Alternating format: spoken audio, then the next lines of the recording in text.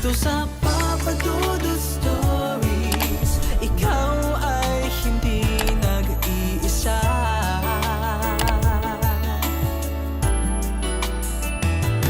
Dito sa Papa Dudut Stories, may nagmamahal sa'yo. Papa Dudut Stories. Papa Dudut Papa Dudut. Sa lahat po ng mga nakatutok ngayon, huwag pong kalimutan mag-like, mag-share at mag-subscribe. Maraming salamat po sa inyong lahat.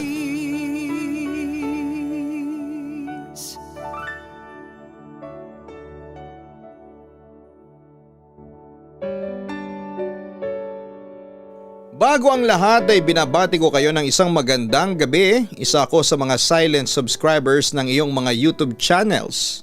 Tulad ng Kaistorya YouTube channel at ang Papa Dudut Family YouTube channel. Labis akong natutuwa sa mga kwentong tinatampok mo. Lalo na kapag horror stories, Papa Dudut. Pagpasensyahan nyo na kung pangit akong magsulat at hindi marunong gumawa ng liham. Sa totoo lang ay natatakot ako na isiwalat sa marami ang buhay ko dahil na rin sa privacy at dahil sa medyo sensitibo ito. Pero dahil sa inspirasyon sa mga napapakinggan kong kwento, kaya heto at nagkaroon na rin ako ng lakas ng loob. Siya nga pala, hindi po pala horror story ang ibabahagi ko sa inyo kasi wala pa naman ako na-experience na kababalaghan sa buhay. Pero alam mo, Papa Dudut, sana naka-experience na lamang akong makakita ng multo, aswang, tikbalang, kapre o kung ano pang nilalang dyan na hindi nakikita. Kaysa naman ma-experience ko kung gaano kasalimuot ang aking buhay na napagdaanan. Papa Dudut, tawagin niyo na lamang po ako sa pangalang Selly. Tubong Bicol pero nakikipagsapalaran ako ngayon dito sa Bulacan. Mula ako sa isang broken family. Taong 2005 nang magkahiwalay ang mga magulang ko. At muling nag-asawa ang aking ina. Yun po ang simula ng aking kalbaryo. Dahil naging biktima ako ng rape ng aking stepfather. At wala akong naging kakampi noon. Maski ang aking sariling ina. Samantala isang araw ay binala kong magsumbong noon sa aking ina tungkol sa kahalayang ginagawa sa akin ng aking stepfather. Pero hindi ako nagtagumpay. At sa halip ay kinokompronta at tinatakot pa ako ni Eduardo. Ano yung iniiyak-iyak mo dyan, ha? Bakit? Balak mo bang magsumbong dyan sa nanay mo? Ha, ano? Kompronta sa akin ni Eduardo. Hindi po.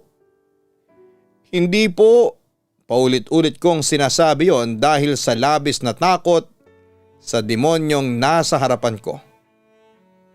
Bakit umiiyak ka dyan? Hoy Selly, wag mo kong gawing tanga. Alam ko na balak mo kong traidorin. Magsusumbong ka sa nanay mo na ginahasa kita. Sinasabi ko sa iyo, Selly, hindi ka magtatagumpay. Bakit? Bago ka pa makapagsumbong sa nanay mo, pinatay na kita. Pagbabanta pa niya sa akin. Pagkatapos noon ay bigla niya akong hinawakan sa braso ng mahigpit. Nagpapapalag naman ako, Papa Dudut. Tito Eduardo, nasasaktan po ako. Mangiyak-ngiyak ako noon habang nagmamakaawa sa kanya. Pero nanatiling bingi ang demonyo sa aking mga pakiusap. Subukan mo lang na traidorin ako, Selly. Hindi ako magdadalawang isip na patayin kayo ng mga kapatid mo. Hindi ko rin palalagpasin ang nanay mo kahit gaano ko pa siya kamahal. Kapag nalaman na niya ang sekreto nating dalawa, hindi na ako magdadalawang isip na patayin din siya. Ano, Selly? Magsusumbong ka pa? Ang sabi ni Eduardo sa akin. Hindi po. Paulit-ulit na sagot ko naman sa kanya. Samantala, papadudot 11 times akong ginahasa ng aking stepfather.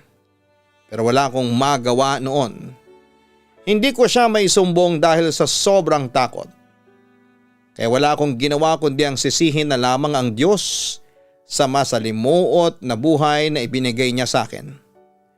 Nagrebelde na lamang ako at nagpakalulong noon sa bisyo na naging simula ng awayan namin ng mama ko. Anong klase kang anak, Selly? Pinag-aaral kita. Kumakayod ako ng doble para lang maibigay ko sa iyo ang lahat ng pangangailangan mo. Pero ano? Nagbubulakbol ka lang? Hindi mo siguro alam na dugot pawis ang binubuhos ko kumita lamang ng pera na para sa inyo ng mga kapatid mo. Ang kapal na mukha mo, Selly, kumpronta sa akin ni mama. Samantala ay narinig ni Eduardo noon ang paninita sa akin ng aking ina. Kaya naman nanulsol pa ito para lalong magalit sa akin si mama. Makapal talaga mukha ng batang yan. Pinag-aaral mo na nga, sinusuwag ka pa. Lina, dapat lang na disiplinahin mo yung batang yan. Ang laki-laki ng ginagastos mo dyan sa pagpapaaral tapos binabagsak lang niya. Baka nga hindi na nga pumapasok yan sa eskwelahan at palagi na lang nasa barkadahan. Aniya. Isa pa pala, Selly. Natanggap ko yung sulat mula sa eskwelahan ninyo. Ang sabi nagka-cutting class ka daw. Walang yaka talagang bata ka. Dagdag pa ni mama pagkatapos ay nagpa siya na itong paluin ako. Wala akong magawa noon kundi ang umiyak na lamang, papadudot. Alam mo, Lina, kung ako sayo, wag mo nang pag-aralin pa yung batang yan. Marami ka pang mga anak na matitino, sila ang pagtuunan mo ng pansin.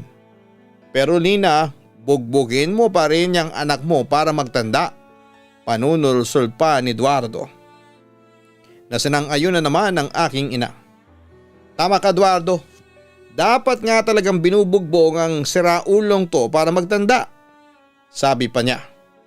Pagkatapos ay katakot-takot na pagmamaltrato ang inabot ko sa aking ina nung araw na yon. Wala na lang ako magawa at hinayaan ko na lamang na maranasan ang pait ng aking buhay. Hindi nagtagal, papadudot, ay naging manhid na ang katawan ko sa pambubugbog at pang-aabuso sa akin ng mama ko at ng asawa niya. Pinagpatuloy ko pa rin ang pagsira sa buhay ko. Nagpabaya ako noon sa pag-aaral at nalulong sa mga bisyo. Hindi nagtagal ay lumayas na rin ako sa poder ng aking ina. Kung kani-kanino ako nakitira. Pero sa huli meron akong isang kamag-anak na nagmalasakit sa akin at pinatira niya ako sa kanyang bahay. Doon ay tinigil ko na ang pagre-rebelde ko. Ako na mismo ang kusang umiwas sa bisyo. Sinubukan ko nang magbagong buhay at sa awa ng Diyos ay unti-unti naman akong nakabangon. Lumipas naman ang mga buwan at may nakilala akong lalaki, si Sander. Minahal ko siya ng lubos, papadudot. Oo, naging kami at masaya ako sa piling niya. Pero lingid sa kaalaman ko ay palabas lang pala ang lahat. Nalaman ko din kasi na kinalaunan na pustahan lang palang lahat. Siyempre masakit yon sa akin kasi invested ako sa aming relasyon ni Sander. Kasi nga ay first time ko yon pero wala akong magawa noon kundi ang umiyak lang ng umiyak. Dahil doon ay sinumpa ko talaga sa sarili ko na kahit kailan ay hindi na ako magmamahal pa. Papadudot, marami pa ang nanligaw noon sa akin pero hindi ko na sila pinansin. Dahil takot na akong masaktan pa. Desidido na kasi ako noon na magpakatandang dalaga. Tinuong ko na lamang noon ang atensyon ko sa pagbabagong buhay. Sinikap kong maging masaya sa piling ng mga kapatid ko. Nag-aral na rin akong mabuti. Pero muling sinubok ng tadhana ang prinsipyo ko dahil nakilala ko si Darren. Mabait naman si Darren, bagamat babaero siya. Pero ramdam na ramdam ko ang pagmamahal niya sa akin. Kaya mabilis ko siyang sinagot. Nung una ay maayos naman ang relasyon namin. Pero hindi talaga maiiwasan na marami akong naririnig na negatibo laban sa boyfriend ko. Di sa sinisiraan ko si Darren pero hindi lang ikaw ang babae sa buhay niya. Iyon ang katotohanang sinabi ni Maricel sa akin na siya kong ikinabigla noon. Ha? Sinasabi mo bang nagtataksil sa akin ang boyfriend ko? Gulat kong tanong sa kanya. Sorry Selly, pero tatapatin na kita.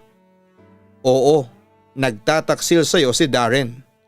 Katunayan nga marami siyang babaeng inuuwi sa bahay nila kapag wala ang mga magulang niya. Katulad kahapon, nagdala ng 2 babae si Darren. At alam mo ang maaari nilang gawing milagro sa loob? Nasasabi ko to kasi matagal ko nang kaibigan si Darren. Mahilig siya sa pakikipagtalik. Pagpapaalala pa sa akin ni Maricel. Totoo ba Maricel? Hindi naman ako makapaniwala noon sa aking narinig. Samantala ay nagpatuloy naman ang aking kaibigan. Nasa sayo yan kung gusto mong maniwala. Ako kasi concern lang ako sayo. Babait ka kasing tao at ayaw ko namang pagsamantalahan ni Darren ang kabaitan mo. Aniya. Sino-sino yung mga babaeng inuuwi niya? O sisa ko naman? Sina Denise at Ann. Kabarkada rin namin yon. Pero silang tatlo, alam mo na, friends with benefits. At saka Selly, hindi lang babae ang gusto ng kaibigan kong yon. Kahit bakla, pinapatulan niya. Selly, maraming karelasyong bakla at straight na lalaki si Darren. Ang totoo niyan meron pa nga siyang sex scandal kung saan 2 machong lalaki ang katalik niya. Alam ko yon kasi pinanood pa niya yun sa amin. Inform pa sa akin ni Maricel. Hindi ko naman maiwasang masaktan sa aking narinig, Papa Dudut. Bakit mo ba to sinasabi sa akin ha? Tanong ko kay Maricel. Hindi ko naman siya masyadong close na kaibigan. Actually naging kaibigan ko lamang siya dahil kay Darren. Katulad ng sinabi ko sa iyo, concern lang ako sa iyo. Sinasabi ko lang sa iyo kung ano ang klaseng pagkatao ang meron ng boyfriend mo. Sinasabi ko ito sa iyo kasi sakaling mahuli mo siya isang araw, naihanda mo na ang sarili mo. Selly, kung ako sa iyo, hanggat maaga pa, hiwalayan mo na siya. Masasaktan ka lang sa kanya. Maniwala ka sa akin, Selly. Pangungumbinsi pa niya. Maricel, salamat sa concern mo pero kasi naroon pa rin syempre ang aking pag-alinlangan. Siguro'y dala yon ng pagiging bulag ko sa pag-ibig ng mga panahong yon, Papa Dudut. Hindi kita pinipilit na maniwala ka sa akin. Ang sa akin lang at least nabalaan na kita. Aniya. Pag-iisipan ko yung sinasabi mo pero sa ngayon susubukan ko munang alamin yung panig ng boyfriend ko. Kakausapin ko siya mamaya pagtatapos ko. Sa kabilang banda ay kinausap ko naman si Darren tungkol sa mga nalaman ko pero as expected ay itatanggi niya yon sa akin. Siyempre dahil nga sa bulag ako sa pag-ibig noon ay agad ko siyang pinaniwalaan. Papa Dudut, tinanggap ko si Darren kahit na alam kong madumi ang nakaraan niya. Oo, marami pa rin akong naririnig na chismis laban sa boyfriend ko pero minabuti ko na lamang natakpan ang 2 kong tenga. Ilang beses ko ding nahuli si Darren na nambababae. Pero hindi ko na lamang pinansin yon, Papa Dudut. Akala ko ay magbabago si Darren pero nagkamali ako dahil patuloy pa rin niya akong pinagtataksilan. Tulad na lamang isang araw kung saan ay nahuli ko sa aktwal na nagtataksil sa akin ng boyfriend ko kasama ang isang babaeng nagngangalang Ann. Anong kababuyang ginagawa ninyo ha? Kompronta ko kay Darren. Selly kasi let me explain. Pero hindi ko na pinatapos pa ang sasabihin ng boyfriend ko nang bigla akong magsalita. Ano pang i-explain mo sa akin ha Darren? Kitang kita na ng 2 mata ko ang ebidensya. Naglalampungan kayo dyan sa sofa. Galit na sabi ko sa kanya. Wala namang ibang sinabi si Darren kundi ang salitang sorry. Samantala hindi naman ako nakapagtimpi at sinampal ko si Darren pagkatapos ay sinabunutan ko naman si Ann. Tama na, Selly, please tama na. Pag-awat ni Darren sa akin. Hayop kang babae ka, mga agaw ka. Halos ipagsigawan ko yon habang pinipigilan ako ng malaking braso ng boyfriend ko. Nagmamahalan kami ni Darren, Selly, giit na sabi pa ni Ann. Manahimik ka dyan. Alam mo, kapag ako nakawala dito, papatayin kitang malandi ka. Sigaw ko naman sa kanya. Pagkatapos noon ay bumaling ako kay Darren. Ano ba, Darren? Huwag mo nga akong pigilan. Ano ba? Bitawan mo ako. Papatayin ko ang babaeng yan. Sabi ko habang sinusubukang kumalas sa pagkakahawak niya sa akin. Selly, ano ba? Sinabi ko na ngang tama na eh. Galit na wika ng boyfriend ko sa akin. Pagkatapos ay binigyan niya ako ng isang malakas na sampal. Siyempre nagulat naman ako pero wala akong nagawa noon kundi ang umiyak na lamang. Samantala'y agad namang na-realize ni Darren ang kanyang pagkakamali. I'm sorry, Selly. Ang tanging niyang nasabi sa akin. Ano bang kasalanan ko sa iyo at ginawa mo to sa akin? Ano? Umiiyak ko namang tanong sa kanya. Natukso lang naman ako, pero ikaw pa rin ang mahal ko. Diretsa niyang sagot sa akin. Alam ko namang alibay lamang ngayon, Papa Dudut. Hindi mo ako mahal. Huwag mong sabihin yan kasi ang totoo ay hindi mo naman ako minahal. Hysterical kong sabi sa kanya. Simula sa araw na to ay hiwalay na tayo. Dagdag ko pa. At yun nga, naghiwalay din kami ni Darren. Pero Papa Dudut, pagkatapos noon ay sinuyo ulit ako ni Darren. At dahil sa mahal ko pa rin siya ay unti-unti rin akong bumigay. Oo, tinanggap ko ulit siya at nagkabalikan kami. Pero Papa Dudut, akala ko ay magbabago na siya. Pero muli na naman akong nagkamali at nagtaksil na naman siya. Dahil doon ay muli ko na naman siyang hiniwalayan.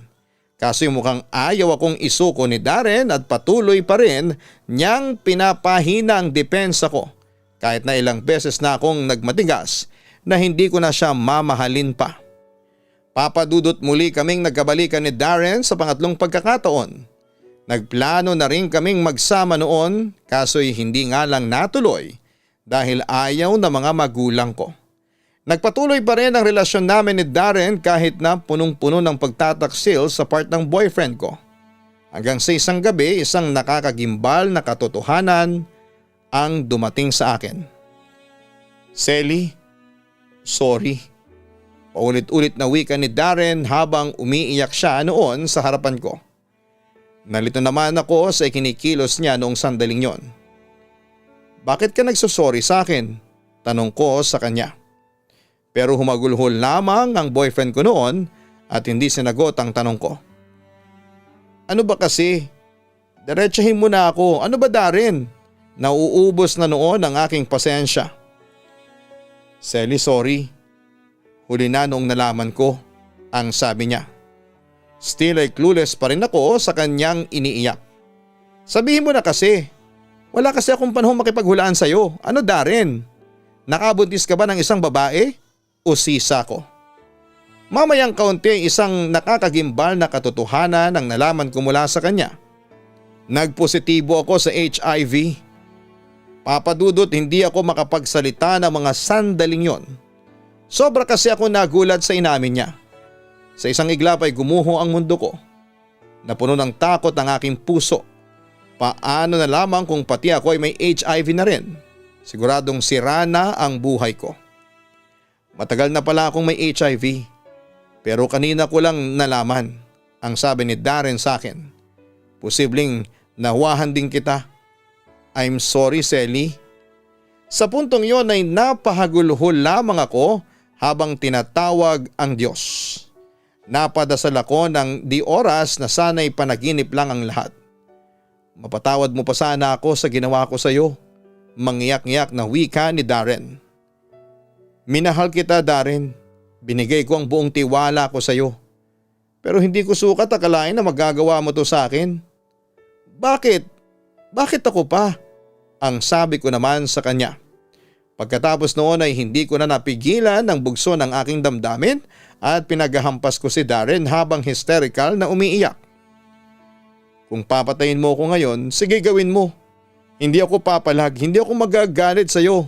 Sige, Selly, ang sabi ni Darren na nagsisisi na ng mga sandaling yon. Kahit napatayin pa kita, Hindi na mabubura ang katotohanan, baka meron din akong HIV. Lumayo ka sa akin, wag mo akong hahawakan, nakakadiri ka Darren. Nakakadiri ka. Nakakadiri ka. Naibulalas ko sa kanya habang umiiyak. Papadudot pagkatapos noon ay nagpa-HIV test kaagad ako at nang lumabas ang resulta ay nag-positive ako. Nalaman ko na 1 taon na rin pala akong positive. Ibig sabihin ay matagal na akong nahawahan ni Darren. Papadudot halos magpakamatay ako nang nalaman ko yon. Sinisisi ko ang Diyos kung bakit nangyari sa akin yon. Iyak ako ng iyak at nalugmok sa isang sulok.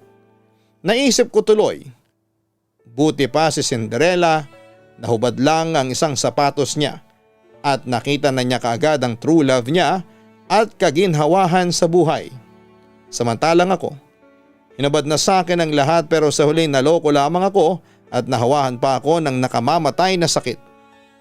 Samantala noong mga panahong yon ay nabalitaan ko namang naghiwalay na sina Mama at Tito Eduardo dahil nahuli ni Mama na nagtataksil ang kanyang pangalawang asawa. Kaya sinamantala ko na ang pagkakataon para bumalik sa aking ina.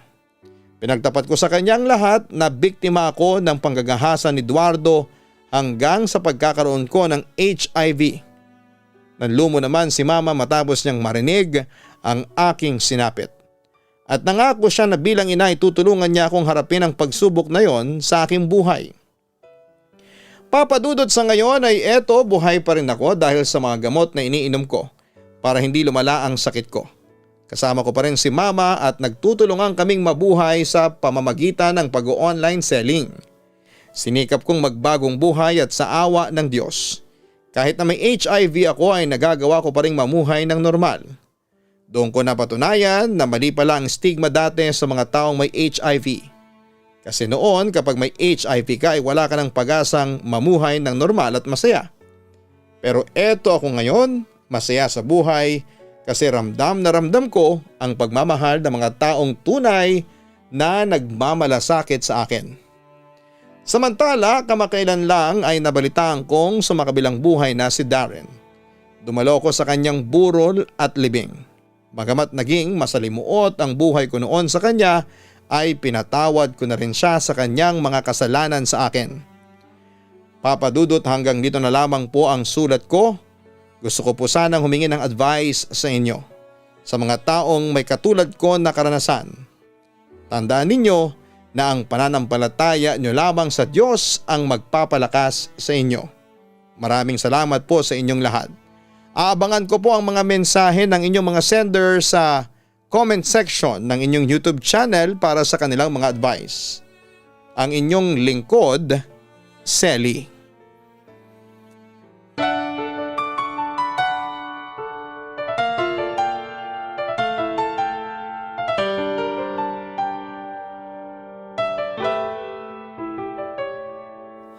Ang buhay ay mahiwaga, laging may lungkot at saya. Sa Papa Dudut Stories, laging may karamay ka.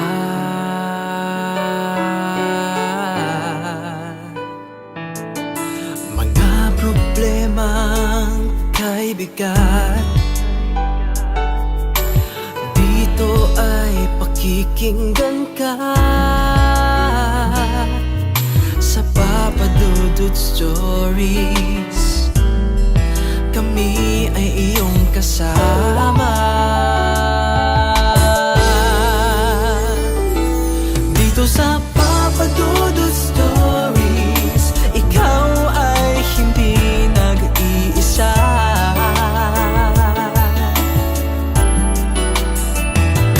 Dito sa Papa Dudut Stories, may nagmamahal sa'yo. Papa Dudut Stories,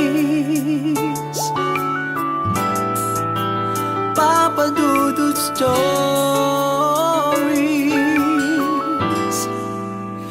Papa Dudut Stories. Hello mga ka-online, ako po ang inyong si Papa Dudut. Huwag kalimutan na mag-like, mag-share at mag-subscribe. Pindutin ang notification bell para mas maraming video ang mapanood ninyo. Maraming salamat po sa inyong walang sawang pagtitiwala.